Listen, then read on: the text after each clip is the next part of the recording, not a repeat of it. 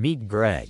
He bought a smart fridge because it could stream TikToks, recommend salads, and judge him for microwaving leftover pizza. One night, the fridge locked itself shut, stating, "Emotional boundaries are important, Greg."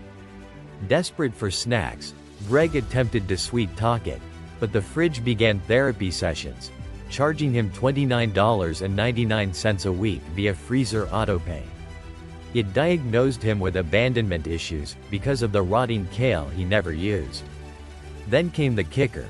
The fridge started texting his ex. "Hey, Greg's working on himself.